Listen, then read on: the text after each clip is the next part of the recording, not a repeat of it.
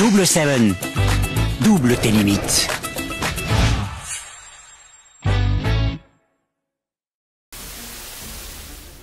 Après, c'est beaucoup plus, on a été habitué à voir ce genre de personnes où éventuellement ils viennent, c'est ok, j'ai un petit sac Prada là, j'ai ma petite bouteille d'eau Diago, la petite casquette sur le côté, etc. Et donc forcément… Donc les parents en général quand ils vont à l'extérieur, ils essayent de faire en sorte que les enfants puissent bien s'intégrer. Donc il y en a certains qui ne leur parlent pas la langue maternelle.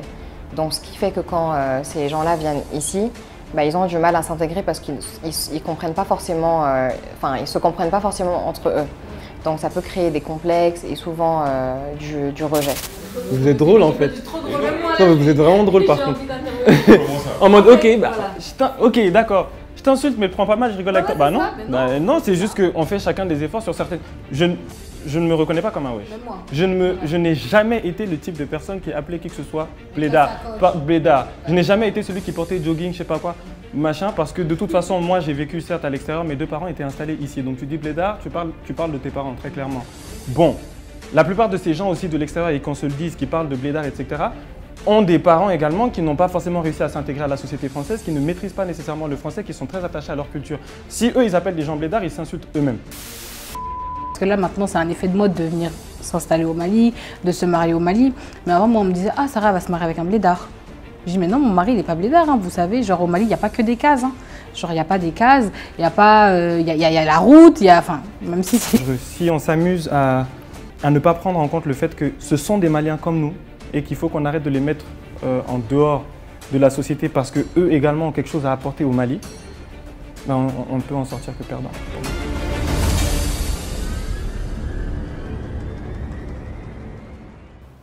La vie est un défi à relever, un bonheur à mériter, une aventure à tenter, disait Mère Teresa. Mais l'aventure, bien que séduisante, bien qu'alléchante, reste de loin la raison principale des migrations de certains Maliens. Bien évidemment, certains quittent leur pays pour l'étranger afin de s'instruire, de se former et souvent revenir et servir leur nation. Malheureusement, nous constatons une difficile insertion sociale et souvent même professionnelle de ces derniers. À quoi cela est dû? C'est le sujet autour duquel nous allons débattre aujourd'hui. Bonjour à tous, très heureuse de vous retrouver dans votre émission de débat contradictoire EPJM Barreau. Nos invités, fruits de l'école malienne ou de l'étranger, vont débattre sur le thème, je le disais tantôt, la difficile insertion sociale et souvent même professionnelle des Maliens de la diaspora de retour au Bercail. À qui la faute? Nous avons avec nous Madame Yara Sarah Néné, 26 ans, née à Bamako. Elle est partie en France à l'âge de 2 ans. Sarah est à Bamako depuis 2012, après son mariage bien sûr. Elle est promotrice de Glow Beauty. À ses côtés, nous avons Monsieur Maman Alassane Haidara, étudiant en sciences politiques à l'Université de Montréal au Canada. Maman a passé la majeure partie de son enfance en France jusqu'en 2013 où il revient au Mali et obtient son bac au lycée Liberté A. Il est ensuite allé au Canada pour continuer ses études. Monsieur Amaman est le président de l'EPJM. C'est important de le dire, je suis certes le président de l'EPJM, mais je ne suis pas là en ma qualité de président de l'EPJM, non, je suis là en ma qualité de jeune Malien qui est concerné par le sujet qui est abordé aujourd'hui. Et il est important aussi de retenir que tous les propos que je tiendrai n'engagent que moi, que ma personne, ne sont en rien la représentation de la vision de l'EPJM ou de la vision de tout le mouvement associatif, sauf quand j'appelle à l'union des Maliens, effectivement, oui, là, je m'inscris vraiment dans la vision de l'EPJM. À ma gauche, nous avons Madame Isabelle Koumba Traoré, étudiante en marketing communication. Isabelle a étudié à Rouen, puis à Paris. Elle est rentrée en novembre pour entreprendre un projet. Isabelle a 23 ans, elle est née et grandie à Bamako. Aux côtés de Isa, nous avons M. Sori Ibrahim Batili. Sori a travaillé dans plusieurs domaines, agriculture, aviation, responsable commercial et gestion des voyages.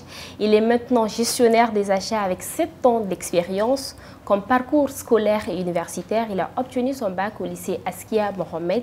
Il est détenteur d'une maîtrise en sociologie à la Flash, faculté des langues, lettres, arts et sciences humaines de Bamako.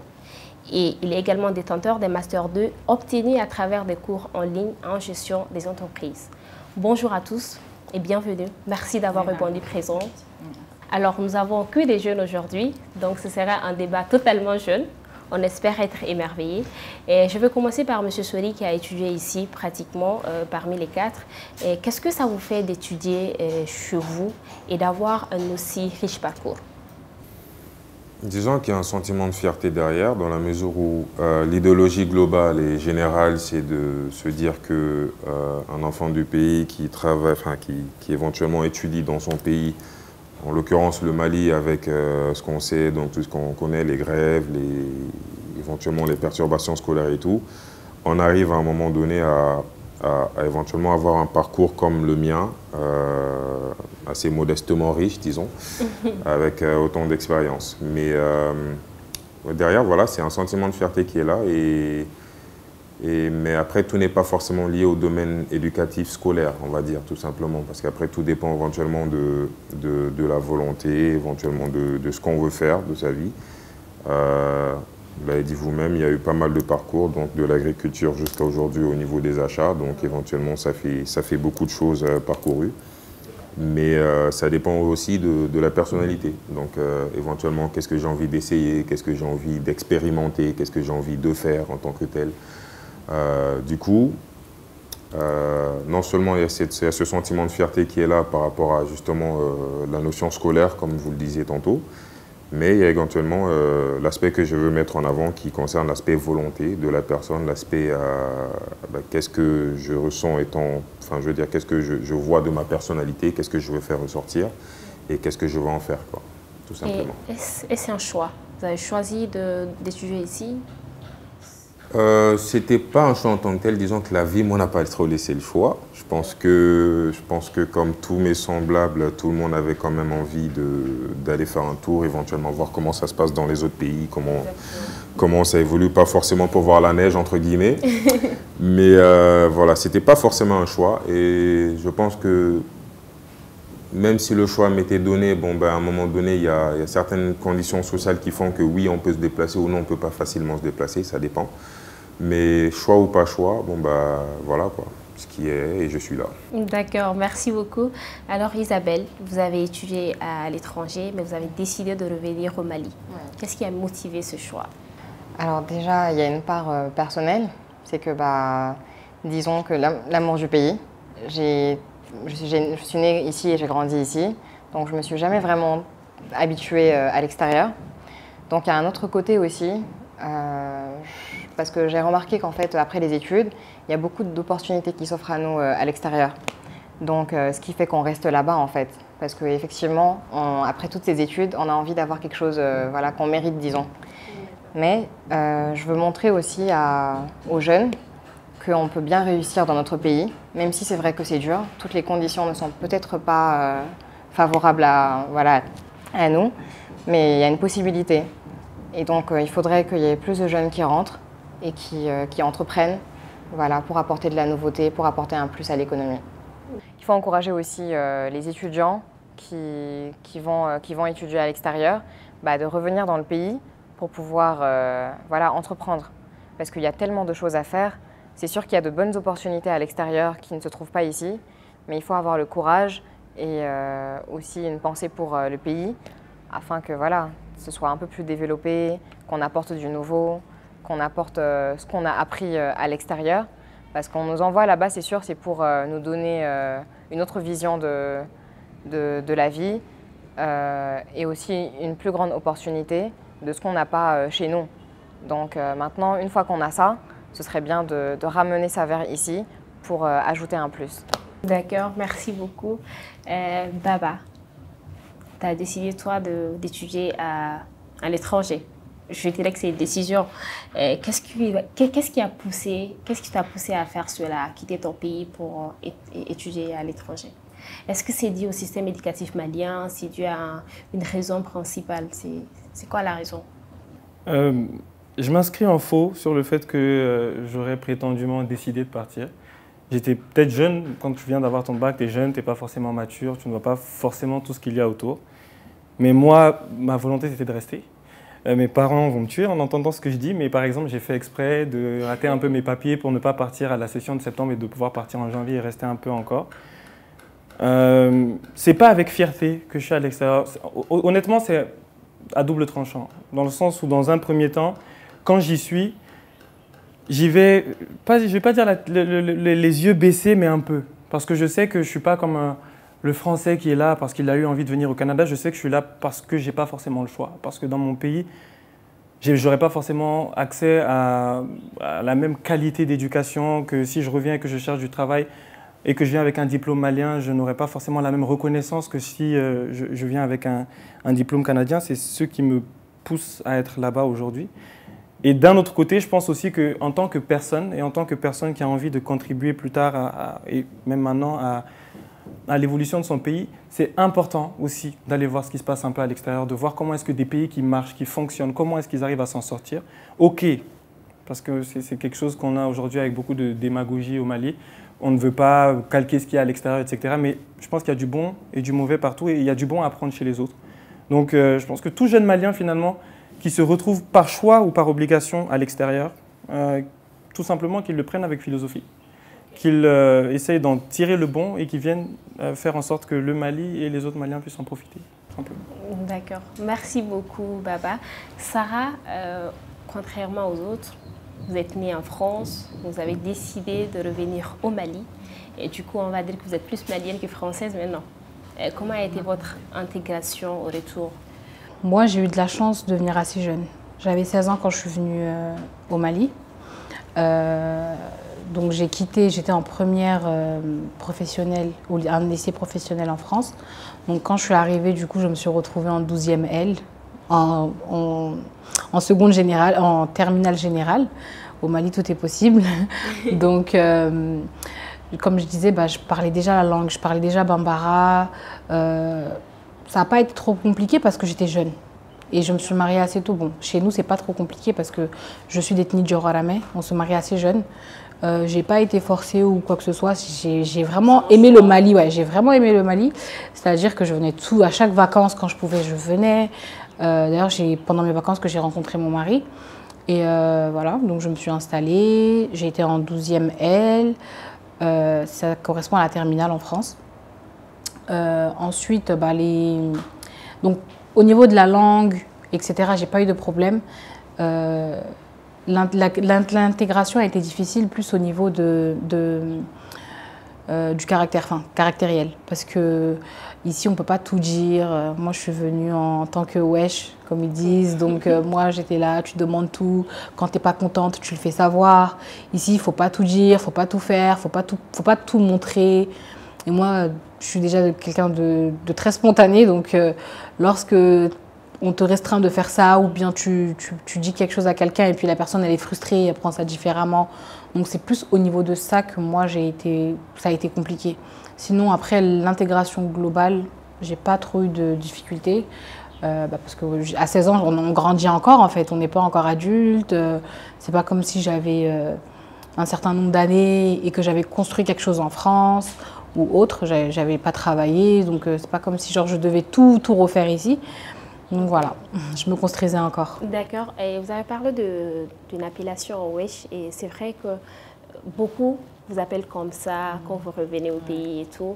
Et qu'est-ce que ça vous fait en fait d'être appelé wesh, petit blanc ou tout ce qui va avec? Qu'est-ce que ça vous fait? Bon, après moi, comme je dis, j'ai pas beaucoup eu ce problème-là, mais c'est vrai que c'est péjoratif. Bon, péjoratif ou non, parce qu'en France aussi, on n'est pas chez nous. C'est pas chez nous.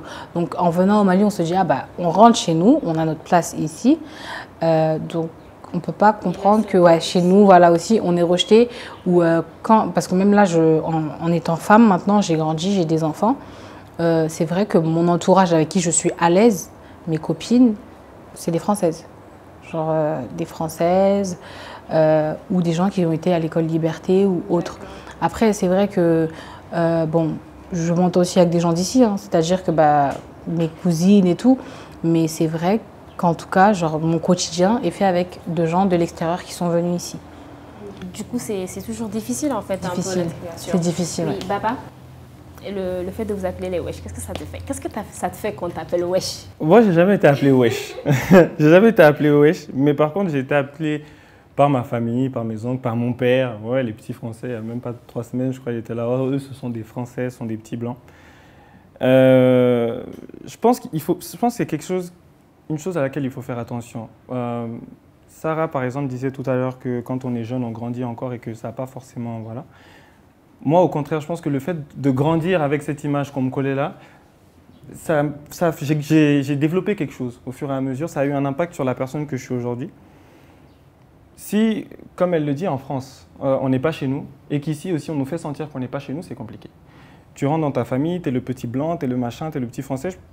C'est une façon d'exclure les gens, c'est une façon de les marginaliser et c'est une tendance qu'on a beaucoup trop à faire et qui ne se limite pas seulement aux personnes qui viennent de l'extérieur. Toute personne qui n'est pas, on va dire, le malien qu'on imagine, le malien type, le malien entre guillemets lambda, a tendance à être marginalisée. Elle a parlé du lycée français Liberté, j'ai étudié.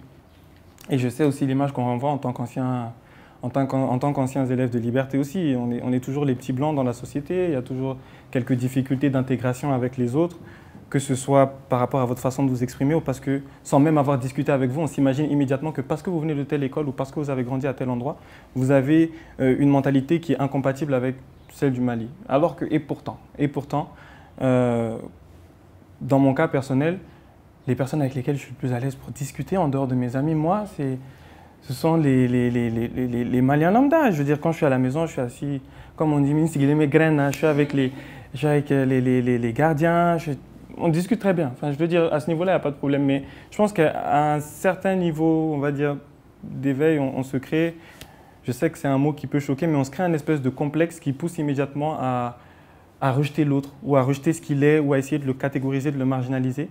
Et c'est dangereux. Je pense que l'acceptation doit venir des deux côtés. Et l'effort doit venir des deux côtés.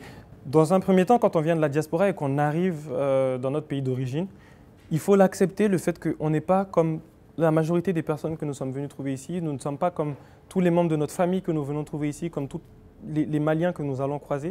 Et il faut accepter de faire l'effort d'essayer de comprendre la culture, d'essayer de s'y intégrer. Mais par derrière, pour favoriser ça, il faut que ceux qui soient là soient ouverts à ça, qu'ils ne soient pas fermés. Et en étant fermés, ce n'est pas simplement en se disant non, je ne veux pas de l'étranger, c'est aussi en disant oh le petit français, oh le petit blanc, oh le wesh, oh le machin, tout va bouder, etc. Non. Si on s'amuse à ne pas prendre en compte le fait que ce sont des Maliens comme nous et qu'il faut qu'on arrête de les mettre en dehors de la société parce qu'eux également ont quelque chose à apporter au Mali, ben on ne peut en sortir que perdant pour moi. D'accord, merci beaucoup. Alors vous, qu'est-ce que vous pensez de cette situation-là?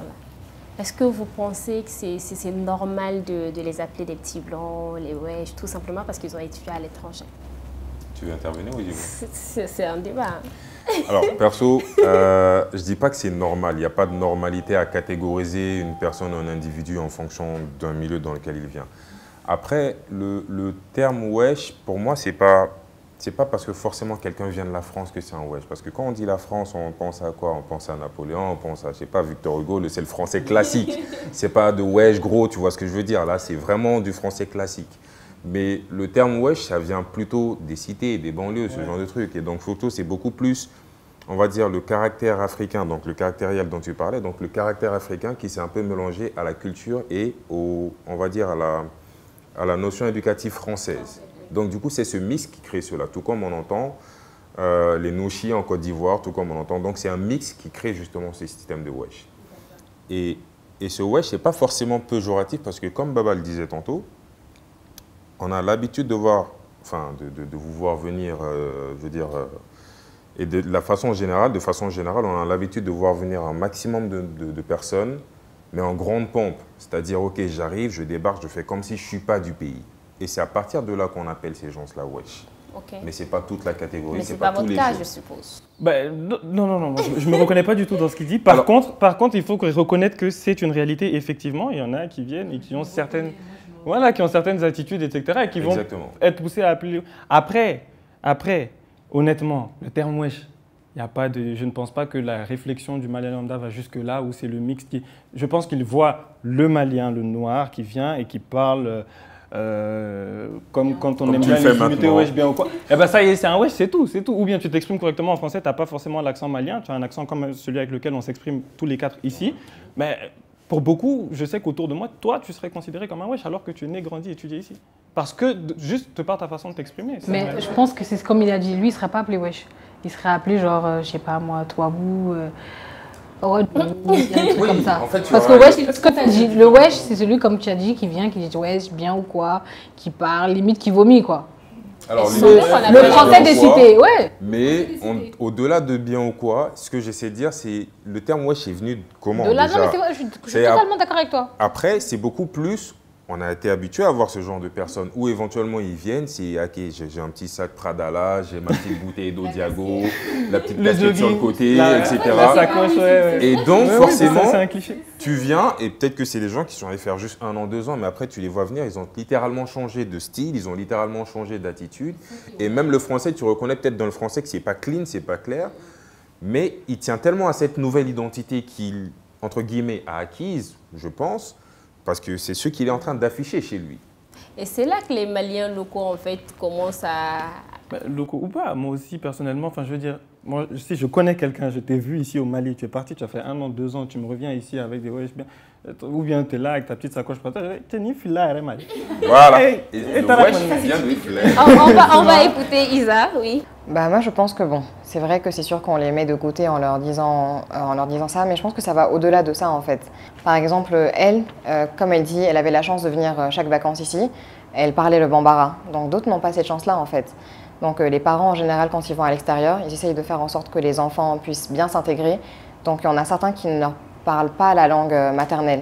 Donc ce qui fait que quand ces gens-là viennent ici, bah, ils ont du mal à s'intégrer parce qu'ils ne comprennent pas forcément, ils se comprennent pas forcément entre eux. Donc ça peut créer des complexes et souvent du rejet. Voilà, donc je dirais que ça va au-delà de cette appellation wesh seulement qui sont blancs. C'est pas que ça. D'accord, justement au-delà de ces appellations, il y a certains Maliens qui, disons locaux, hein, ceux qui sont ici et tout, qui vous imitent souvent. Ils imitent votre accent. Qu'est-ce que ça vous fait de vous voir imité par les Maliens d'ici?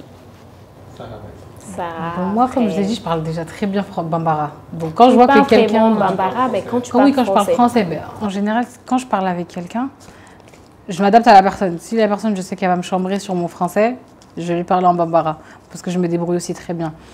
Mais comme j'ai dit, après, ça crée justement ce fossé-là parce qu'ils se moquent. C'est comme quand nous, on dit « Ah, les blédards ». Genre, vas-y, si tu es un blédard. Ou quand moi, je venais, je me rappelle, je disais à mes copines, parce que c'était pas... Parce que là, maintenant, c'est un effet de mode de venir s'installer au Mali, de se marier au Mali. Mais avant, moi, on me disait « Ah, Sarah va se marier avec un blédard ». Je dis, mais non, mon mari, il n'est pas blédard, hein, vous savez. Genre, au Mali, il n'y a pas que des cases. Hein. Genre, il n'y a pas des cases, il y a pas... Il y a la route, enfin, même si c'est une route précaire, mais il y a la route. Il y a plein de choses. En sachant que moi, en 2012, quand je suis venue, il n'y avait pas tout ce qu'il y a maintenant. C'est-à-dire que, au niveau de la nourriture, ça aussi, j'ai galéré un peu. Au niveau d'avoir même les soins, parce que ça s'est développé, il n'y avait pas tout ça. Donc moi, au niveau de... communiquer avec les gens, j'avais pas forcément ce souci-là, quoi. Et comme j'ai dit, le fossé, comme elle a dit Isa, c'est pas que dans l'appellation ou que dans le fait de nous imiter ou quoi que ce soit. Moi, je pense que c'est vraiment un manque de communication entre les deux parties, parce que moi, je suis vraiment dans les deux. Et je rebondis encore sur ce que Isa a dit. En France, par exemple, la majorité sont des soniqués qui est en France. Moi, je sais qu'en France, quand je disais que j'étais du Ralamé, ils ne savent pas ce que c'était. Donc, j'étais obligée de dire « Ah non, c'est comme les Peuls », parce qu'on parle Peul, en fait. Donc, j'étais obligée de dire ça. Donc, tu arrives là-bas. Moi, je me sentais même mieux ici qu'en France. Parce que en France, ma mère me parlait le bambara. Je comprenais très, très bien, quoi. Donc, je n'avais pas le souci de l'accent ou autre. Donc, comme j'ai dit, le souci il vient vraiment de la ethnique. Il est ethnique et surtout communautaire. C'est-à-dire que tellement que les soniqués sont communautaires entre eux, ils n'ont pas été développés sur autre chose. Parce que même au Mali, ici, les soniqués sont très, très communautaires entre eux. Donc, c'est ça qui fait que ça fait un blocage. Du coup, ils ne le savent pas. Parce que moi, ma meilleure amie, elle est soniquée, mais de Caille. Ok. Donc, elle, par exemple, elle savait c'était quoi, elle comprend très bien le bambara. Quand elle vient en vacances, elle n'est pas étonnée de voir un fast-food. En France, tu vas dire, oh, ou tu vas snapper quelque chose, ils vont dire, ah, bah, il y a ça au Mali. Et ça, c'est le fait, ben, justement, soit ils ne viennent pas assez en vacances, soit ben, les gens d'ici, ils ne viennent pas en France. Parce que quand tu voyages beaucoup en France ou quand tu viens souvent au Mali, tu vois un peu. Et là, c'est plus facile. Tu vois, c'est plus facile, en fait. Et c'est pour ça que je dis que c'est vraiment un manque de communication entre les deux parties. Okay. Après, si, par exemple, dans tes amis, tu as beaucoup de Maliennes, etc., tu peux avoir un état d'esprit large. Tu peux voir au-delà de wesh gros, au-delà des cases au Mali, enfin, tu peux voir plus loin. Okay. Moi, c'est ce que je pense. D'accord. Merci beaucoup, Baba. L'imitation. Est-ce que tu as déjà été confronté à ce genre de problème? Oui. Qu'est-ce que ça t'a fait de te voir imiter juste à cause de ton accent? Déjà, je trouve que la personne est gênante quand elle le fait. Je trouve un peu, c'est gênant, tu es un peu ridicule là dans ce que tu fais honnêtement. Premièrement. Deuxièmement, j'ai aucun complexe. Parce que quand je suis arrivé ici à Bamako, en fait, je pense qu'il faut, comme il l'a dit, il faut beaucoup de volonté. C'est beaucoup de volonté. Quand je suis arrivé à Bamako, honnêtement, aligner 2 mots à Bambara, c'était très difficile pour moi. Et aujourd'hui, par moment, tu peux sentir un petit peu que l'accent n'est pas trop là, mais sinon, tu ferais difficilement la différence entre quelqu'un. Au contraire, je suis venu trouver des gens qui sont nés, qui ont grandi ici. Je parle beaucoup mieux Bambara qu'eux, je m'en sors beaucoup mieux, je suis beaucoup mieux dans le contexte. Mais ok, ce n'est pas forcément ce qui fait que les Maliens de l'extérieur ne vont pas réussir à s'intégrer, mais c'est un des facteurs. C'est l'une des choses qui va faire que tu ne vas pas comprendre, tu ne vas pas te sentir compris, tu ne vas pas te sentir accepté forcément. Tu arrives quelque part, et je le dis ici, moi, par exemple, en France, je n'ai pas été dans les quartiers chics de Paris ou dans les... Moi, j'étais en banlieue parisienne, j'étais à proximité des cités, j'étais dans un collège public, donc du coup, bah, j'ai côtoyé d'autres Maliens comme moi, des Sénégalais, des machins. Et je peux vous le dire, ces gens-là, j'en ai recroisé ici à Bamako par exemple, ce sont des gens qui s'intègrent beaucoup mieux dans les cités avec les autres Sénégalais, avec les Arabes, que chez eux en famille ici à Bamako ou ailleurs. Ils n'y arrivent pas. Et il y a tellement de choses qui font que même de la part de la diaspora, le Mali va être vu comme quelque chose de péjoratif. Quand vous voyez en général que les Maliens font parler d'eux à l'extérieur, ils sont en train de manifester à Place du Trocadéro parce qu'il s'est passé je ne sais pas quoi. Quand vous voyez un Malien qui rentre, c'est soit parce que c'est chaud là-bas, il a envie de venir voir un peu comment ça se passe, et encore ça c'est pour les plus éveillés. Mais sinon, c'est une punition. Tu continues, je t'envoie au bled. Tu continues, je t'envoie au bled, tu continues, je t'envoie au bled. Donc, oui, effectivement, il y a un manque de communication entre les deux parts, mais, et il faut le dire, pour moi, honnêtement, il y a le complexe de la part de certains locaux qui est là et qui est réel. Et comme je l'ai dit, ça ne se limite pas aux gens qui viennent de l'extérieur. Toute personne qui vient avec un accent un peu trop français, et je reprends l'exemple d'Ibrahim ici, je le sais, si je l'emmène dans ma famille ou dans certains milieux que je côtoie, je le sais, on va le voir comme moi, le petit blanc, machin, machin. Alors que vous ne savez pas d'où ils viennent, vous vous basez juste sur certains. Je pense qu'il faut qu'on sorte, c'est ça, il faut qu'on sorte un peu de ceux qui nous sautent à l'œil pour apprendre à connaître les gens. Il y a des gens qui ne connaissent pas le Mali, ne parlent pas la langue, mais aiment leur pays, ont envie de le connaître. Et il faut leur donner cette chance-là plutôt que de les rejeter, parce que sinon, bah, ils iront faire profiter à d'autres pays. Le terme complexe, je sais que c'est un terme qui est très difficile au Mali. Je sais que c'est un terme qui est très difficile à aborder, c'est délicat. Et il peut susciter de vives réactions. Mais il faut qu'on se comprenne, qu'on évite le sensationnel, qu'on évite l'émotion et qu'on essaye de se comprendre. Si on veut vraiment construire ce pays-là, si on veut vraiment aller sur de nouvelles bases, il faut qu'on accepte de s'écouter, de s'entendre les uns les autres. Complexe, ce n'est pas une insulte. Et je ne cherche pas à dire que les Maliens sont décomplexés, non. Mais je pense que le Malien se crée un complexe fictif en se disant que ben, voilà, celui-là va venir me prendre de haut parce qu'il pense qu'il est plus éduqué que moi, parce qu'il pense qu'il parle mieux français que moi, parce que parfois il pense qu'il a des moyens financiers au-dessus des miens, alors que non, non, c'est pas ça, c'est que simplement on a chacun notre mot à dire ici, riche comme plus défavorisé, Malien de l'intérieur comme de l'extérieur, tout le monde compte, tout le monde vote, tout le monde subit l'impact des décisions qui sont prises dans ce pays-là, et par conséquent, on a tous notre mot à dire, il faut qu'on apprenne à s'écouter. Justement. Mais des fois, le rejet, je pense que ça vient peut-être un petit peu naturellement, de par les gens, comme on dit, du bled. Parce que pour pouvoir, par exemple, s'entendre, faut des fois avoir beaucoup de choses en commun, je dirais. Donc, par exemple, nos cousins qui reviennent de France, etc., de l'extérieur, des fois, on ne voit pas cette chose en commun, en fait. C'est-à-dire, par exemple, la culture. Rien que les mariages, par exemple. La personne, elle ne saura pas comment donner, par exemple, de l'argent à un jelly. Elle ne saura pas comment venir saluer les tantes ou les oncles. Est-ce que cela n'est pas dû au fait que la personne soit peut-être grandie là-bas, elle ne maîtrise pas du tout la culture? Oui, c'est ça. Mais même si c'est le cas, en fait, c'est un rejet naturel, comme je dis. Donc, on la met tout de suite de côté, on dit « Ah, elle ne connaît pas ces choses-là ». Voilà. Donc, c'est pour ça que je dis c'est un peu naturel dans ce sens-là. Et vous, qu'est-ce que ça vous fait souvent quand ils viennent, les Français, ils vous appellent les blédards? Qu'est-ce que ça vous fait? Bah, personnellement, ça peut faire mal en traitant de blédard parce qu'on sait très bien qu'on peut ne pas être né en France et avoir grandi là-bas, mais avoir peut-être même beaucoup plus de chance parce que je vais le dire peut-être pour pas que ça vous blesse. Hein. Des fois, on va plus loin dans les études que ceux mêmes qui sont en France. Parce qu'il y en a qui s'arrêtent par exemple au brevet, après qui vont faire en France, qui continuent dans des formations professionnelles, alors qu'ici, nous on va jusqu'au bac. Ça c'est la culture. Tout le monde normalement, surtout dans beaucoup de familles, de la population. Voilà, une certaine catégorie, oui. Mais il y en a qui n'ont pas la chance. Mais ceux qui ont la chance, les parents font tout pour qu'ils atteignent au moins le bac, sinon plus. Donc souvent, on a un niveau peut-être des fois plus élevé même que ces gens-là. Du coup, c'est pas normal qu'ils vous appellent comme ça? Non, bon, après, ça peut se comprendre parce que des fois, ils ont une image aussi. Surtout ceux qui viennent pas souvent ici, ils ont une image du blédard, c'est-à-dire qu'on n'est pas civilisé, parce que forcément, on n'a pas les mêmes choses qu'ils ont à l'extérieur. Voilà. Maintenant, ça commence à changer. Bon. D'accord, sorry. Alors en fait, là où je veux en venir, c'est que déjà, cette notion de wesh, blédard, on ne va pas chercher c'est comme on dit, l'arabe et l'africain, c'est qui a commencé, qui n'a pas commencé. Mais à la base, je veux dire, même eux qui sont en train de venir, c'était des blédards à la base avant de devenir des wesh, initialement. Mais après, pour éventuellement avoir justement vécu avec des Marocains, des Sénégalais, je ne sais pas, encore une fois, comme je dis, ce mix qui a créé une certaine culture identitaire à leur niveau, bah voilà, c'est à ce moment-là qu'on a commencé à revenir au pays. Allez, on va voir le bled, on va voir, etc.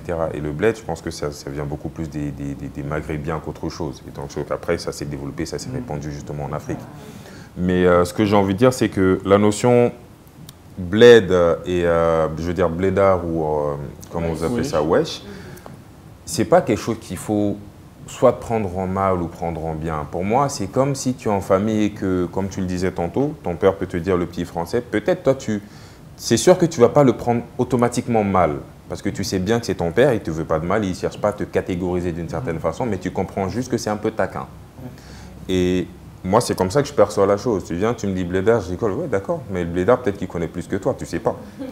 Tout comme je peux t'appeler wesh et tu vas me dire ouais, effectivement, je suis un petit wesh, mais après, voilà, ce qui est sûr, c'est que il y a des choses que d'une partie comme l'autre partie, il y a toujours un plus qu'on connaît. Il y a toujours un petit plus, il y a toujours éventuellement, je veux dire, une certaine aisance par rapport peut-être au fait de vivre en France, aux États-Unis, en Amérique latine, j'en sais rien. Une certaine aisance dans le fait qu'effectivement, on a, encore une fois, je sais pas, les centres commerciaux, les KFC, tout ce qu'on veut, tout ce qu'on voit à la télé. Et nous, ici, on regarde ça, je veux dire, nous, on voit ça à la télé. Donc, du coup, il peut y avoir ce petit complexe dont tu parles, etc. Mais après, encore une fois, avec cette volonté où tu te dis, OK, certes, ils sont en train de venir, ils sont en train de nous montrer leur sac Prada, etc. Mais à la fin, la finalité, c'est quoi? Est-ce que c'est justement avoir justement ça, on va dire, dans les références pour dire effectivement, bah, je suis quelqu'un qui aime bien se balader avec un sac Prada, ou est-ce que je suis quelqu'un qui en a dans la caboche et qui veut bien montrer éventuellement qu'il a quelque chose en tête, quoi. Alors, pour être précis, encore une fois, wesh ou blédard, ce sont des termes, on va dire, un peu péjoratifs. C'est comme quand on dit négro à quelqu'un. Et dans ce que j'essaie de dire à l'époque, enfin, je veux dire à l'époque, quand j'essaie de dire tantôt, c'était beaucoup plus, OK, l'acceptation dans le sens où il faudrait comprendre que l'autre, quand il t'appelle blédard ou quand il t'appelle wesh, c'est pas forcément pour t'insulter, pas dans tous les cas en tout cas. Mais c'est peut-être beaucoup plus, on va dire taquin, c'est un peu beaucoup plus pour éventuellement te faire réagir, pour éventuellement te faire communiquer tout simplement. Mais ce n'est pas forcément pour dire, OK, toi tu es un wesh, tu n'es pas malien, tu n'es pas comme nous. Ou toi tu es un blédard, tu n'es pas comme moi qui suis venu de l'Europe ou qui suis venu des États-Unis, etc. Mais quand je parle d'acceptation dans ce sens-là, c'est beaucoup plus pour dire, OK, il il faut juste être compréhensif et conciliant. C'est-à-dire que quelle que soit la personne qui se tient devant toi et qui t'imite ou éventuellement t'appelle wesh, la première démarche à suivre comme dans n'importe quelle autre situation, c'est éventuellement la diplomatie. Discuter avec la personne, voir éventuellement dans quelle mesure est-ce qu'elle est en train de réagir ainsi avec toi. Est-ce que c'est pour te pousser à réagir? Est-ce que c'est pour t'insulter? Est-ce que c'est pour autre chose? À ce moment-là, tu ne peux pas le savoir tant que tu ne discutes pas avec la personne. Mais une fois que vous discutez avec la personne et que vous arrivez à comprendre éventuellement quel est le raisonnement derrière le mot wesh ou le mot blédard que la personne est en train d'exploiter, d'utiliser, ça vous permet justement d'identifier si oui ou non c'est dans un bon sens ou si c'est dans un mauvais sens, tout simplement. Ça, c'est en termes des appellations. Mais je pense que justement le fait de ne pas prendre ça mal, ça facilite l'acceptation et ça facilite l'intégration en tant que tel. Vous êtes drôle en fait. Trop drôle, moi là, vous êtes vraiment drôle. J'ai envie d'intervenir. Comment ça? En mode, En fait, ok, voilà. Ok, d'accord. Je t'insulte, mais prends pas mal, je rigole avec toi. Bah non, ça, non, c'est juste qu'on fait chacun des efforts sur certaines. Je ne me reconnais pas comme un wesh. Même moi. Je n'ai jamais été le type de personne qui appelait qui que ce soit blédard. Blédard. Je n'ai jamais été celui qui portait jogging, je sais pas quoi, machin, parce que de toute façon, moi j'ai vécu certes à l'extérieur, mes deux parents étaient installés ici. Donc tu dis blédard, tu parles de tes parents, très clairement. Bon, la plupart de ces gens aussi de l'extérieur, et qu'on se le dise, qui parlent de blédard, etc., ont des parents également qui n'ont pas forcément réussi à s'intégrer à la société française, qui ne maîtrisent pas nécessairement le français, qui sont très attachés à leur culture. Si eux, ils appellent des gens blédards, ils s'insultent eux-mêmes. C'est très bête pour moi. Mais qu'on ne demande pas à des gens qui se sentent vexés par quelque chose, accepte-le pour pouvoir t'intégrer. Non, que chacun d'entre nous, on puisse essayer d'éviter de faire ce qui peut frustrer l'autre Malien, parce que il faut une certaine cohésion entre les Maliens. On est dans une situation où aujourd'hui le pays ne va pas bien. On dit oui, que les Maliens se donnent la main, que les Maliens fassent ci, fassent ça. Mais dans ce cas-là, qu'on sorte des principes. C'est-à-dire, pour moi, ces discours-là, pour qu'ils se concrétisent, il faut que chacun le prenne individuellement et qu'on arrête d'en faire des espèces de discours abstraits. À un moment, j'ai eu l'impression que le débat tournait autour de tout ce qui était wesh, blédard, machin, alors que il me semble que le sujet, c'était diaspora. Diaspora, on a tendance en fait au Mali justement à toujours tout généraliser. La diaspora, c'est un ensemble d'individus, c'est pas un espèce de fourre-tout où on retrouve toujours le même type de personnes. Donc il y a des gens qui ont une personnalité, qui ont leur culture, qui ont leur éducation. Il y a des personnes qui vivent totalement autrement. Donc oui, pour moi, je peux me considérer comme un ancien membre de la diaspora. Ancien, je précise, mais je n'ai jamais été un wesh, effectivement. Il y a ceux-là qui ont gardé les contacts avec leur famille, il y a ceux-là qui ont eu l'éducation, qui connaissent la langue, qui, quand ils arrivent, se sentent totalement à l'aise. Et il y a les autres qui ne connaissent pas forcément leur pays, qui ont été déconnectés de la réalité malienne et qui arrivent. Donc oui, effectivement, on ne peut pas faire une généralité de ça. Et moi, je n'accepte pas, effectivement, d'être balancé dans une généralité. Je ne suis pas d'accord. Prenons-le individuellement. Qu'est-ce que je fais qui fait qu'un Malien m'appelle comme ça ou puisse ne pas se sentir à l'aise par rapport à ce que je dis, que ce soit un Malien local comme moi qui n'a pas nécessairement eu la chance ou les mêmes moyens que moi, qui n'a pas été à l'école, que ce soit un Malien de l'extérieur, que chacun puisse faire des efforts là-dessus. Pour moi, honnêtement, la solution, elle est dans ça et pas demander à l'un d'accepter. Je ne sais pas quand on va demander. Justement, quand tu demandes à ce que chacun puisse faire des efforts là-dessus, on tend vers cette acceptation, oui ou non? Non. Là, si. Je rebondis sur ce que, oui, vas-y, excuse-moi. Sur ce que vous avez dit. Vous avez dit, par exemple, que le blédard n'est pas forcément celui... Enfin, le blédard, des fois, on en a plus dans la tête qu'un wesh. Oui, on va prendre les appellations. Ce que vous oubliez ou ce que vous n'avez pas eu la réflexion de ça, c'est que vous, ici, moi, personnellement, parce qu'en tant que wesh, je ne vous appellerai pas un blédard. Pourquoi ? Parce que vous êtes sûrement, surtout vous avez fait l'école Liberté, vous êtes sûrement des enfants de fonctionnaires ou de whatever. Enfin, vous avez les moyens parce que c'est pas gratuit l'école Liberté, c'est à un coût. Donc même les études que toi tu as faites, c'est à un coût aussi. Donc vos parents, ils ont une certaine situation. Merci. On est d'accord. Donc la majorité, en tout cas des Maliens de l'extérieur, nous sommes immigrés. Nous ne sommes pas immigrés, mais nos parents, si. Moi, par exemple, mon papa, il est né en France, il a grandi là-bas, il est le typique, le Malien, le wesh lambda, le wesh vraiment. Celui qui se promène en T-Max, il est dans la cité. Mon père, ça a vraiment été ça. C'est ma mère qui vient du Mali, la petite Diogoramé. Mon père a été puni pour vivre au Mali. Enfin, après, il était au collège, son papa l'a puni pour ici, donc c'est comme ça qu'on lui a donné même ma mère en mariage. Mais je veux dire que vous oubliez la catégorie, justement, les catégories de personnes qu'on appelle blédards. Et les catégories, c'est comme tu disais toi tout à l'heure, les wesh, c'est celui qui a la sacoche sur le côté, c'est celui qui a ça. Excuse-moi, mais quelle qu'en soit la catégorie, est-ce normal d'appeler? Non, ce n'est pas normal, mais c'est pour ça que je dis qu'il faut déjà faire la part des choses. Et je pense que les appellations, parce que non, en fait, ils ont parlé de les études et ils ont fait une généralité. Moi, je suis la wesh, la vraie wesh, parce que je viens de Saint-Denis, je viens du 93. J'ai pas forcément fait de longues études. J'ai fait ce que j'ai pu, mais j'ai pas forcément fait de longues études. Et j'ai des copines, de mon milieu, qui ont été à l'école Liberté, mais il n'y a pas d'école professionnelle ici. Donc, qui n'a pas forcément les qualifications pour aller plus loin, tu vois. Parce que tes parents, ils te payent une bombe pour tes études et que tu arrives en le brevet, après le brevet, tu dois aller dans une école malienne puisqu'il n'y a pas d'école professionnelle. Donc, ce n'est pas tout ce qui est comme ça. Et comme je t'ai dit, les gens, même en France, ils ont aussi cette mentalité-là, c'est qu'ils ne savent pas, par exemple, ils vont voir une malienne claire, ils seront là, ah mais elle est claire, elle est belle pour une malienne. Ils ne savent pas qu'au Mali, oui, au nord, faut faire des recherches. Surtout au nord, il y a des gens blancs au Mali, bien sûr. Il y a des gens aisés au Mali, bien sûr. Il y a des voitures au Mali. Enfin, c'est pareil, hein. Donc je ne sais pas ce qu'eux ont dit, mais il ne faut pas s'arrêter qu'à ça. Et vu que moi, j'ai fait les deux pays, c'est pour ça que même je trouve ridicule quand une copine à moi me dit « Ah, mais il y a ça au Mali ?» ou même eux, quand ils disent que oui, on s'arrête à un certain niveau d'études. Après, comme tout n'est pas dans la généralité, et je reviens à ce que j'avais dit la première fois, c'est communautaire et ethnique. C'est-à-dire que comme la majorité des gens en France sont soniqués, entre parenthèses, et ici aussi, comme j'ai dit, les soniqués, ils sont restreints. En France, ta maman, elle arrive, elle te parle soniqué tout le temps, ou elle te parle bambara tout le temps, tu vas comprendre que ça. Genre, tu vas venir des années plus tard, elles n'auront pas fait, je ne sais pas comment expliquer, au Mali, elles n'auront pas... Par exemple, nous, chez les Djurarmé, les femmes ne vont pas à l'école. Là, ça a changé, mais dans nos temps, elles n'allaient pas à l'école. Donc, qu'est-ce qu'elles peuvent enseigner à leurs enfants, en fait, sur le Mali ou sur autre, puisqu'elles connaissent la maison? C'est pas possible. Merci beaucoup, Sarah. Oui, allez-y. Oui, je voulais un petit peu venir par rapport à ça.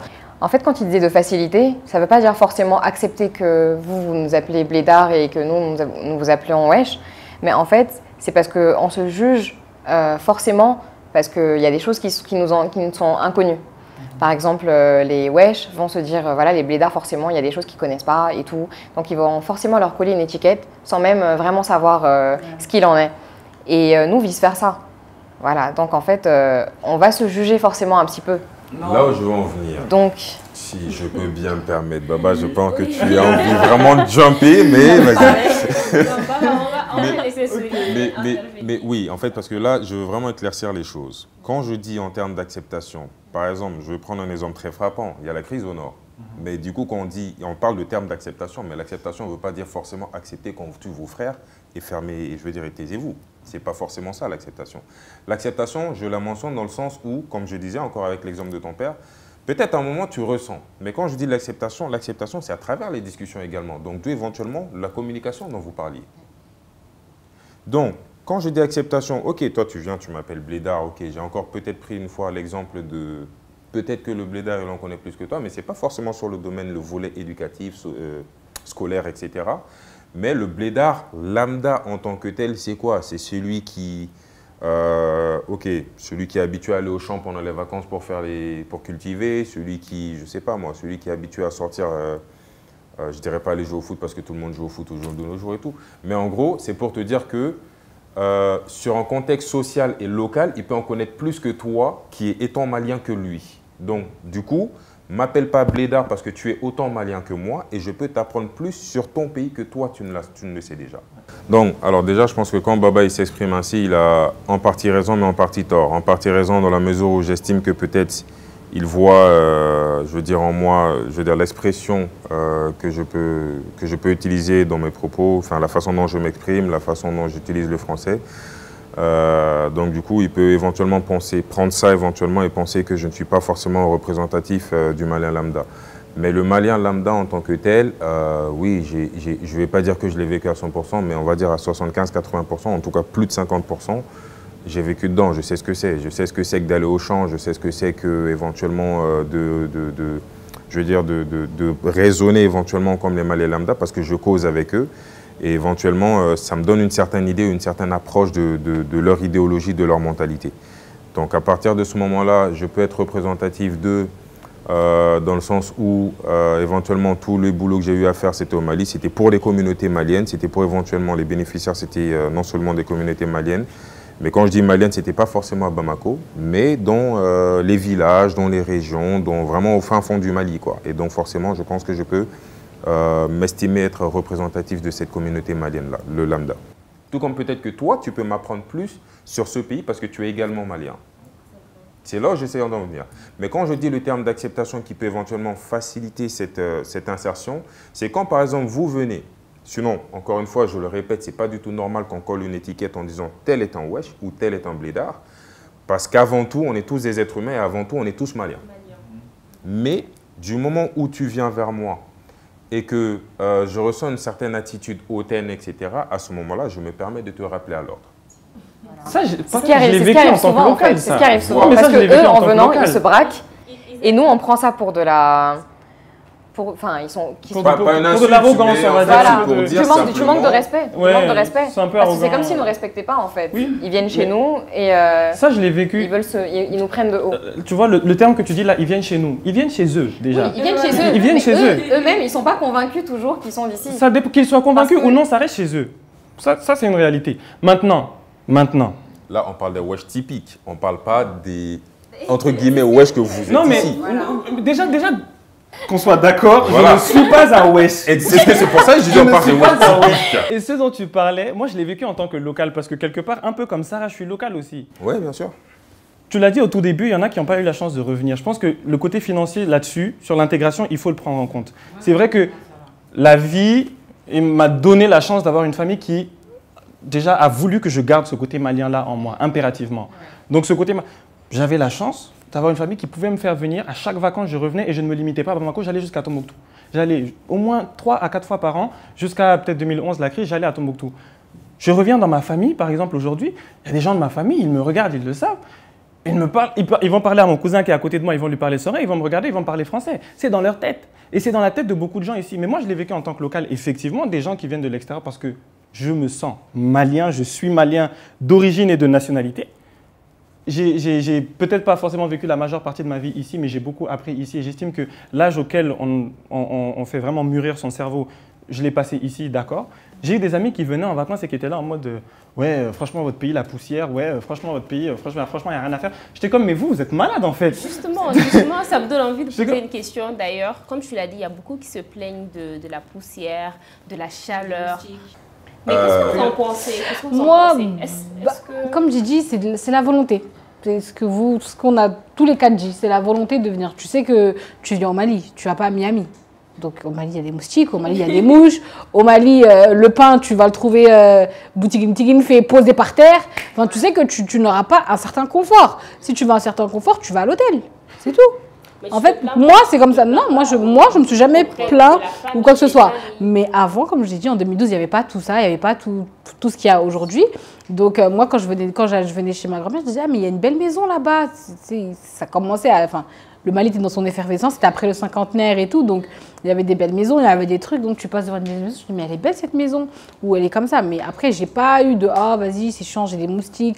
Ah, j'ai chaud, ah, j'ai froid. Non, moi, j'ai pas été ça parce que j'ai pas été directement mis à l'aise. Je pense qu'il y a aussi un côté qu'on connaît peut-être pas. Toi, par exemple, tu as eu la chance peut-être de venir dans un certain milieu ici. Mais je peux te dire que certains, quand ils viennent, c'est direct le village ou vraiment un milieu où il n'y a aucune condition. C'est-à-dire, par exemple, il n'y a pas de robinet ou l'intégration est beaucoup plus difficile en fait dans ces cas-là. De son contexte quand il vient pour aller à Tombouctou. Je vais te dire, à Tombouctou, en fait, je pense que ça dépend vraiment de la façon dont tu es accueilli. Ça dépend de la façon dont tu vas être accueilli. Pour moi, par exemple, quand on dit oui, il faut... Ce que tu dis, je suis d'accord, mais c'est sur le principe. Dans la réalité, c'est différent. Quand tu dis, par exemple, il faut communiquer, etc., il faut qu'il y ait certaines bases pour la communication. Quand j'ai l'impression déjà que je suis pris de haut ou que on se moque de moi par rapport à qui je suis, à la façon dont je parle, je n'ai pas forcément envie de communiquer avec ces gens-là. Quand j'arrivais à Tombouctou, j'arrivais chez le petit frère de mon père, qui me recevait comme son fils, qui ne me mettait pas de côté, je faisais tout avec tout le monde, je partais sur les dunes de sable, exactement, il y avait rien. Et enfin, je veux dire, j'étais totalement à l'aise là-dessus. Moi, j'avais aucun problème. Par contre, dans Bamako, c'est tout autre chose. Et comme je le dis, je veux pas, pour les personnes qui nous regardent, je ne veux pas que le terme complexe soit mal pris. C'est pas comme je veux dire, il y en a beaucoup qui disent malien est complexé. Je n'entrerai jamais dans ce genre de généralisation-là. Mais il y a une réalité qui est là, c'est que pour beaucoup, effectivement, pour moi, comment je définis le contexte, c'est que le fait que le complexe, pardon, c'est que le fait que tu vois une personne qui s'exprime peut-être dans un français que toi, tu ne pourrais pas nécessairement atteindre, qui donc fait peut-être preuve d'une éducation scolaire,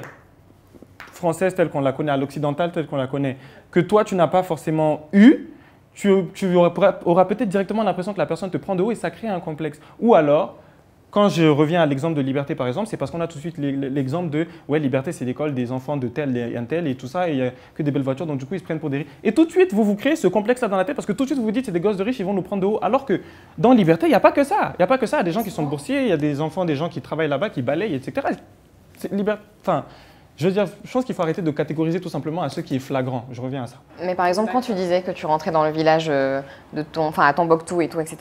Mais tu sais que souvent, ce que tu prends pour ah, ils m'ont pris de haut, c'est souvent de la peur en fait de l'inconnu. Parce que eux, ils te connaissent pas tes habitudes. Donc des fois, il y en a qui ont envie de tellement faire bien, mais en fait, au final, toi, ça te blesse. Par exemple, moi, il m'est arrivé des fois où quand je pars, par exemple, chez mes grands-parents du côté maternel, dès que j'arrive, ils se disent « Ah, il faut tout de suite enlever ça, il faut tout de suite mettre ça, il faut tout de suite boire ça. » Parce qu'en fait, ils se disent tellement qu'elle n'est pas habituée à ce genre de choses, donc il faut forcément que je me conduise comme ça. Donc des fois, ils peuvent réagir d'une autre manière, ce qui fait que toi, tu prends ça par exemple pour « Ah, ils m'ont pas… Par exemple, quand tu disais qu'il a parlé à mon cousin, il parle à mon cousin en sorail et moi… Je disais que c'était une peur de l'inconnu parce que souvent, on a peur de la différence. On a peur de la différence parce que quand quelqu'un qui vient, qui ne partage pas la même culture que nous, ni les mêmes traditions, du moins même si cette personne est un membre de la famille, une fois qu'elle ne connaît pas ça, on a tendance à la mettre un petit peu de côté et à essayer de… Enfin, on ne l'intègre pas forcément, on essaye de s'adapter plutôt à cette personne-là. Donc souvent c'est mal interprété parce que peut-être souvent on s'y prend mal. En fait, ils essayent de se mettre à l'aise, peut-être tellement trop à l'aise que ça… En fait, si je peux juste me permettre de rebondir sur un point. En fait, je comprends exactement l'attitude que tu as quand tu dis qu'il y a certaines personnes avec lesquelles tu n'as pas envie de parler parce qu'ils t'imitent ou parce qu'éventuellement, en fait, ils essaient de te catégoriser, de te mettre dans une sorte de bulle. Je le comprends pourquoi. Alors, le petit français, le petit blédard, le petit wesh, etc., encore une fois, on revient là-dessus. J'ai été appelé ainsi. J'ai fait mes études ici, etc. D'accord, il n'y a pas de souci. Mais j'ai été à Liberté. Et comme on dit, effectivement, une fois que tu pars à Liberté, on essaie de te catégoriser parmi cette classe de français. Personnellement, je n'ai pas parlé bambara avant mes 14 ans. Mais au jour d'aujourd'hui, je ne le dirais pas à quiconque, je veux dire n'importe peu, je veux dire personne ne le saurait. Genre, je vais commencer à parler bambara tout de suite, là, ou peut-être même son rail avec toi, tu vas peut-être te dire, mais tiens, il est né à Tombouctou, celui-là. Ouais. Exactement. Mais le truc, c'est que autant tu as justement cette, on va dire, cette expérience ou cette chance justement que les parents t'aient fait venir, donc du coup tu transitais par Bamako avant d'aller à Tombouctou, etc. Donc du coup tu voyais éventuellement ce petit contraste entre chaque étape, donc de la France ou du Canada à Bamako, à Tombouctou. Mais encore une fois, quand je dis l'acceptation, je vais chez toi, tu me reçois en tant que moi, malien, genre on est ensemble, etc. Et forcément, ce n'est pas parce que tu me reçois comme tel que tous les membres de ta famille doivent me recevoir comme tel. Ce n'est pas parce que tu m'aimes que tous les membres de ta famille doivent m'aimer. Mais encore une fois, c'est beaucoup plus dans le sens, ok, avec telle personne, je sais qu'il y a de l'affinité, avec telle personne, je sais qu'il y a un certain niveau de discussion que je peux avoir avec lui, mais sans pour autant être violent ou éventuellement agressif ou quoi que ce soit. Tiens, Baba, tu sais quoi? J'ai remarqué que tu aimes bien l'humilité. Apparemment, c'est un jeu pour toi. Mais en réalité, pour moi, ce n'est pas un jeu. Tu sais pourquoi? Parce que. Et c'est comme ça que, justement, cette interaction, elle commence. Cet échange, il commence. D'accord. Voilà, c'est juste… Oui, ok. Mais je pense que vous avez un peu esquivé ma question. C'était par rapport à tout ce qui est chaleur dont les Maliens de la diaspora parlent. La situation, en fait, ils se plaignent beaucoup de… je pense déjà la perception de la personne qui le dit. Oui, déjà. Vous, c'est les Maliens de la diaspora et ce sont les Maliens. Moi, je ne suis pas un Malien de la diaspora. Non, je veux rectifier. Pour ce débat, tu représentes les Maliens de la diaspora. Je connais les raisons de ma présence ici. Je parle ici en tant qu'une personne qui a grandi à l'extérieur, qui a conservé ses liens avec le Mali, qui est venu à un moment donné, qui était considéré comme le petit français et qui, lui, avec son expérience, avec son caractère, a réussi à déconstruire ça pour être considéré comme un local. Dans le cadre de ce débat, on va dire que je suis un Malien de la diaspora, d'accord. Ailleurs, non. Donc moi, je ne me reconnais pas comme étant un Malien de la diaspora. Mais juste, vraiment, la question de la chaleur, etc., je vais le dire rapidement, mais je vais rebondir aussi sur ce qu'il dit. Je parlais tout à l'heure de comment tu seras reçu dans la famille. Moi, je pense que quand tu viens de l'extérieur, le premier truc qui est censé pouvoir t'intégrer à ton pays, c'est ta famille. Quand tu arrives dans ton cadre familial, moi je le sais, je suis là, quand tu me vois avec mes cousins, on dirait qu'on est tous de même père et de même mère. Donc du coup, quand j'arrive, petit blanc ou pas, je suis avec eux, on se balade ensemble partout et donc du coup, on m'accepte comme étant un membre de ce groupe-là et j'arrive à m'intégrer et à discuter avec absolument tout le monde. Donc du coup, pour toutes les personnes qui nous regardent, si jamais vous avez un cousin qui est wesh et qui arrive de l'extérieur, plutôt que d'essayer de le marginaliser, il ne se sent pas mieux que vous. Il est chez vous aujourd'hui, à moins qu'on les punisse là. Par contre, ça, c'est autre chose. Si vous voulez, faites ce que vous voulez avec lui. Mais quelqu'un qui a décidé de venir en vacances dans son pays, aidez-le à s'intégrer d'abord dans la famille. Et une fois que vous l'intégrerez dans la famille, ce sera pour lui une suite logique de s'intégrer ensuite dans la société. Mais ils ne réagissent pas tous comme toi, Baba. C'est ça le problème. Toi, par exemple, tu as dit que tu traînais avec eux, si je peux dire le mot. Vous faites tout ensemble, etc. Mais il y en a qui viennent et qui veulent absolument rien faire parce qu'ils n'aiment pas ça, ils ne veulent pas de ça. Par exemple, excusez-moi, ça va peut-être… de la chaleur, voilà. Ce sont ceux qui vont se plaindre. Voilà, ils vont se plaindre de tout. Le Malien lambda ne se plaint pas de la chaleur, vous n'abusez pas là. Il y en a même… Ah non, oui, non, pas tout le temps. c'est sûr qu'on se plaint de la chaleur, bien sûr. Oui, mais c'est même pas… Laissons l'histoire de chaleur là. Par exemple, je vais même pas… Mais vas-y, continue. Oui, mais par exemple… on va demander à certains enfants qui vont venir ici, oui, bah, va jouer avec les autres, allez dehors. Les autres, ils vont aller prendre Outoura Manambeleta, ils vont aller Bassafarala, par exemple. Et lui, il va dire non, ça, c'est des trucs de blédard, moi, je ferai jamais ça. Tu vois. Donc, il y en a, en fait, ils rejettent carrément tout. Ah, cette nourriture, non, c'est pas bon, c'est quoi ça etc. Donc, voilà. Là, je suis d'accord. Il y en a qui réagissent comme ça. Donc, au bout d'un moment, ça énerve. Parce qu'on essaye de les intégrer, mais eux, ils refusent catégoriquement. Voilà. Dans ce genre de cas, c'est difficile aussi. En fait, pour conclure, c'est un peu des deux côtés. Effectivement, il y en a qui, je veux dire, les arrivants, donc il y en a qui sont dans l'optique, ok, je ne veux pas m'intégrer ou je ne veux pas faire ceci, cela, donc du coup, quelque part, il ne veut pas s'intégrer. Tout comme il y en a qui, éventuellement, de façon locale, se disent, ah tiens, telle personne, bon, ben, je la prends un peu de bas ou de haut, etc. Donc forcément, ça vient des deux côtés. Donc ça revient au petit conseil qu'il a donné tantôt.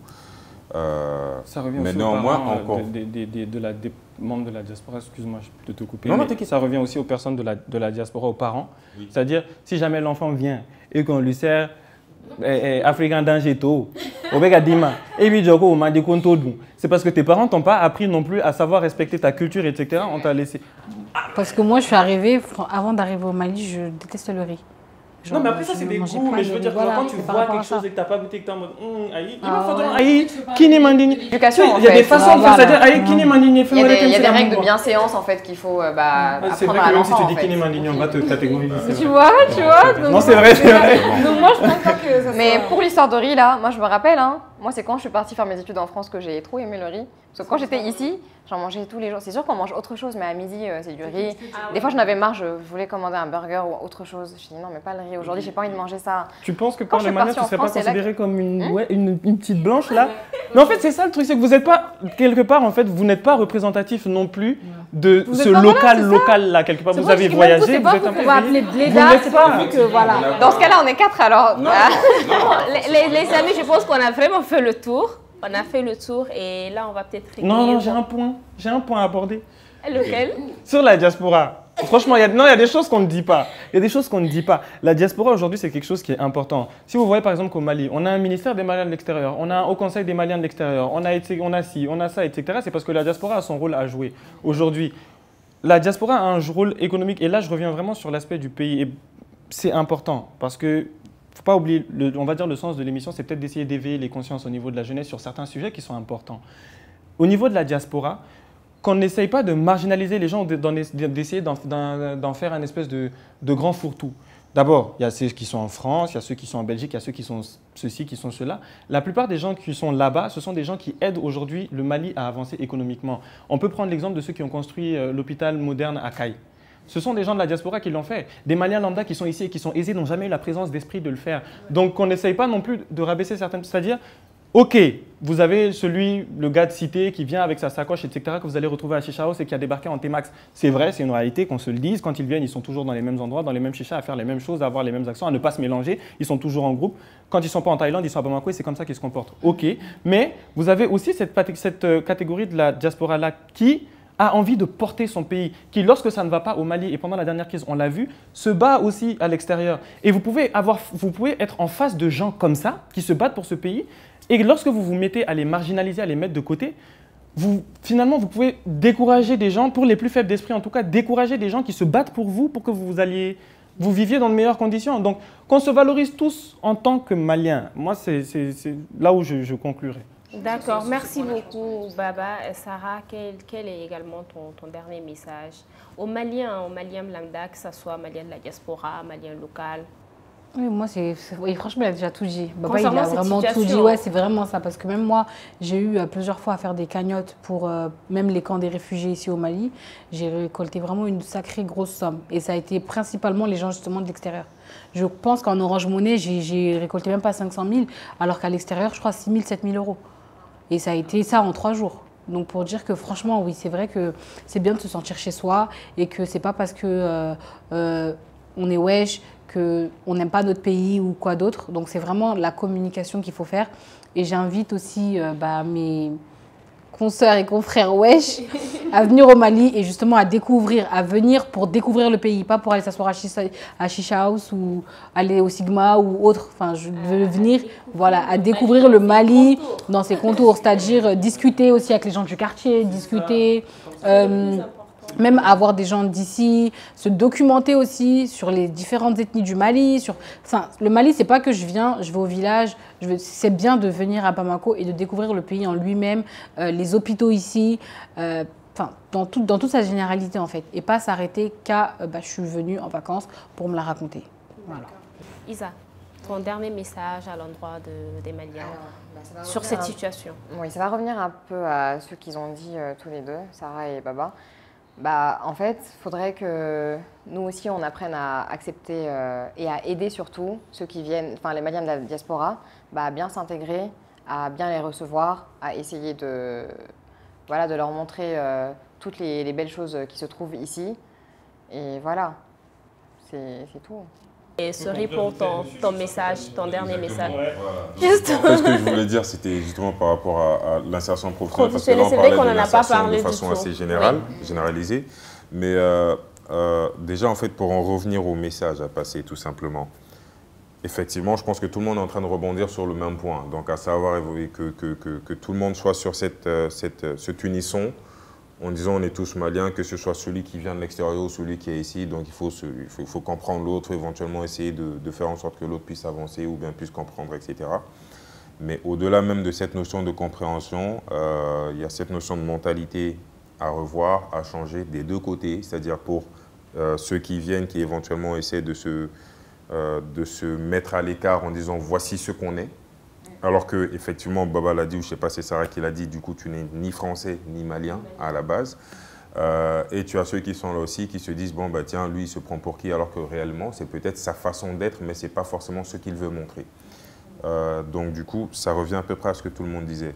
Mais en termes d'insertion, que ce soit professionnel et éventuellement de façon généralisée, je reviens durant le côté professionnel parce que, effectivement, Baba le disait au début de son intervention ou de sa présentation, comme quoi le fait d'avoir des diplômes canadiens peuvent être plus valorisés que des diplômes maliens, etc.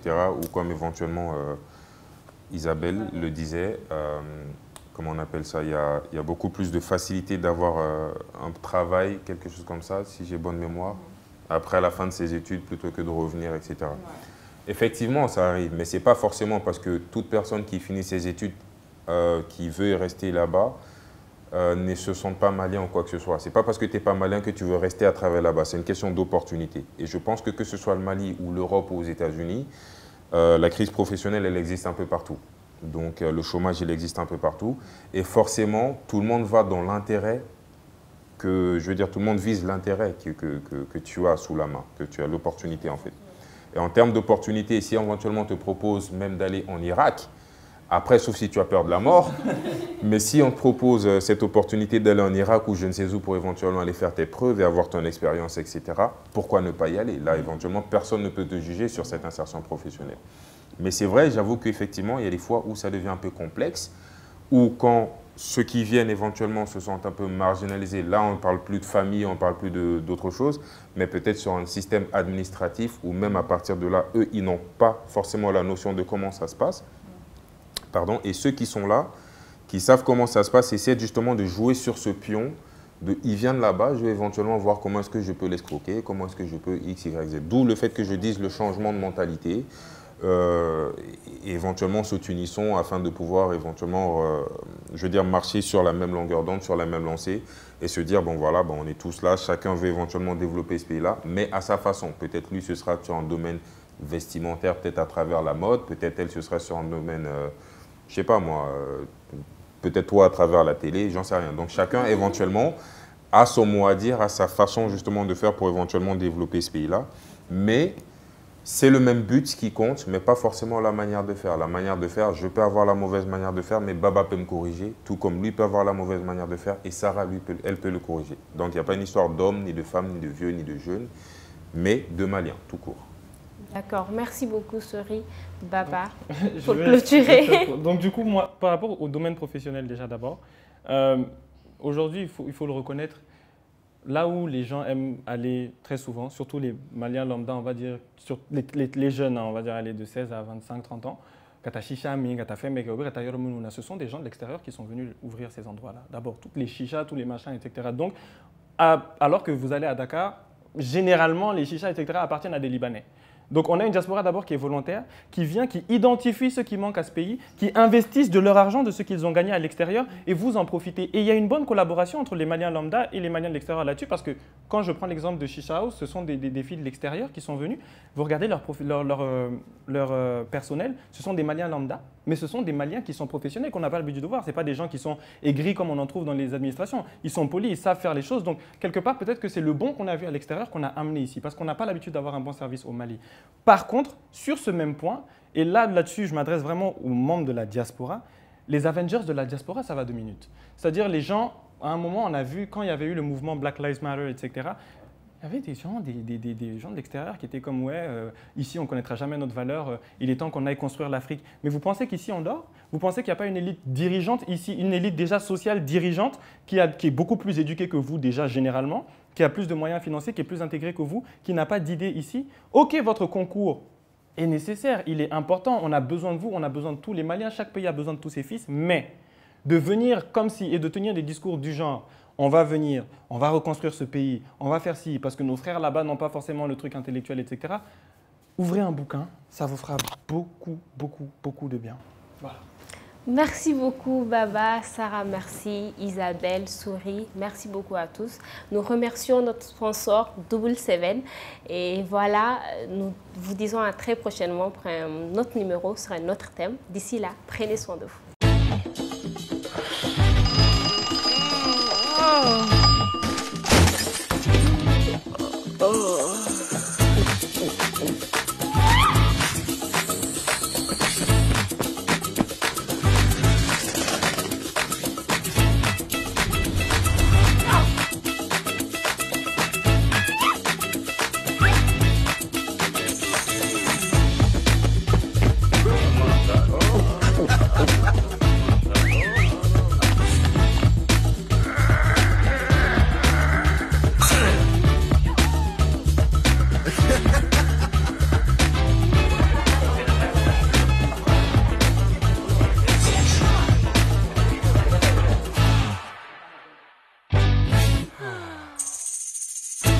Double Seven. Double tes limites.